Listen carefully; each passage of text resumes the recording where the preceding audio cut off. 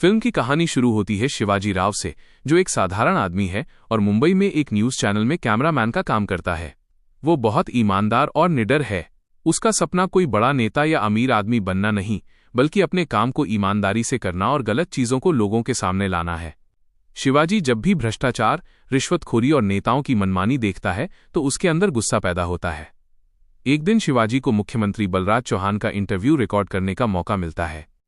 बलराज चौहान एक ताकतवर और चालाक मुख्यमंत्री है। वो कैमरे के सामने बड़ी बड़ी बातें करता है और खुद को जनता का सेवक बताता है, लेकिन असल जिंदगी में उसके ऊपर भ्रष्टाचार और घोटालों के आरोप हैं। इंटरव्यू के दौरान शिवाजी मुख्यमंत्री से सीधे और तीखे सवाल पूछना शुरू कर देता है। वो पूछता है कि जब आम आदमी को छोटी छोटी चीजों के लिए रिश्वत देनी पड़ती है तो सरकार भ्रष्टाचार खत्म क्यों नहीं करती। मुख्यमंत्री सवालों से बचने की कोशिश करता है, लेकिन शिवाजी पीछे नहीं हटता। धीरे धीरे दोनों के बीच बहस तेज हो जाती है। शिवाजी मुख्यमंत्री से कहता है कि अगर सरकार जनता के लिए काम नहीं कर सकती तो सत्ता में रहने का क्या फायदा है। मुख्यमंत्री भी गुस्से में आ जाता है। इसके बाद मुख्यमंत्री शिवाजी को एक अजीब चुनौती देता है। वो कहता है कि अगर शिवाजी को लगता है कि वो राजनीति और प्रशासन को बेहतर तरीके से चला सकता है तो वो खुद एक दिन के लिए मुख्यमंत्री बनकर देख ले। शिवाजी इस चुनौती को मजाक समझकर स्वीकार कर लेता है, लेकिन मुख्यमंत्री एक चाल चलता है और शिवाजी को सचमुच एक दिन का मुख्यमंत्री बना देता है। अब असली कहानी शुरू होती है। शिवाजी जब मुख्यमंत्री की कुर्सी पर बैठता है तो उसे समझ आता है कि सत्ता के पीछे कितना भ्रष्टाचार छिपा हुआ है। सरकारी अधिकारी अपनी जिम्मेदारी से बच रहे हैं, नेता अपने फायदे के लिए फैसले कर रहे हैं और आम जनता की परेशानियों की किसी को परवाह नहीं है। लेकिन शिवाजी किसी से डरता नहीं। वो अधिकारियों को आदेश देता है कि जनता की समस्याओं का तुरंत समाधान किया जाए। जिन लोगों ने सरकारी जमीन और पैसे का गलत इस्तेमाल किया है उनके खिलाफ कार्रवाई शुरू होती है। शिवाजी अस्पतालों, स्कूलों और सरकारी दफ्तरों की हालत सुधारने के आदेश देता है। वो कहता है कि गरीब आदमी को अपने काम के लिए किसी नेता या अधिकारी की सिफारिश नहीं चाहिए, उसका काम नियम के मुताबिक होना चाहिए।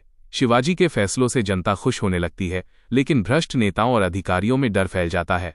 उन्हें लगता है कि अगर शिवाजी ज्यादा समय तक सत्ता में रहा तो उनका पूरा भ्रष्ट नेटवर्क खत्म हो जाएगा। इसी दौरान शिवाजी की मुलाकात भ्रष्टाचार के खिलाफ लड़ने वाले लोगों से होती है और उसे पता चलता है कि मुख्यमंत्री के आसपास के कई लोग जनता का पैसा लूट रहे हैं। वो सबूत इकट्ठा करने की कोशिश करता है। फिल्म में शिवाजी की निजी जिंदगी भी आगे बढ़ती है। उसकी प्रेमिका गीता उसके संघर्ष में उसका साथ देती है। शिवाजी का जीवन अचानक पूरी तरह बदल जाता है। जो आदमी कल तक कैमरे के पीछे खड़ा होकर नेताओं से सवाल पूछता था, आज वही खुद सत्ता के बीच खड़ा होकर व्यवस्था बदलने की कोशिश कर रहा है। लेकिन बलराज चौहान इतनी आसानी से हार मानने वाला नहीं है।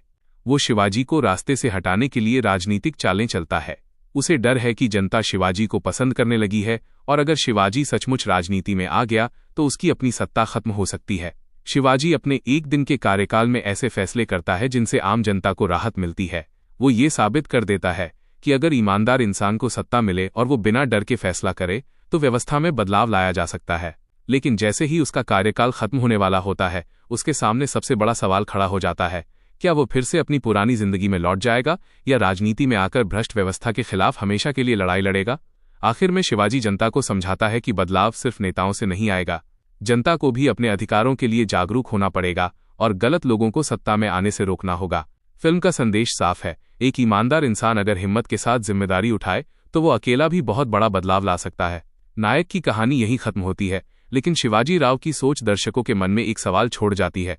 अगर आपको एक दिन के लिए देश की सत्ता मिल जाए तो आप सबसे पहले क्या बदलेंगे।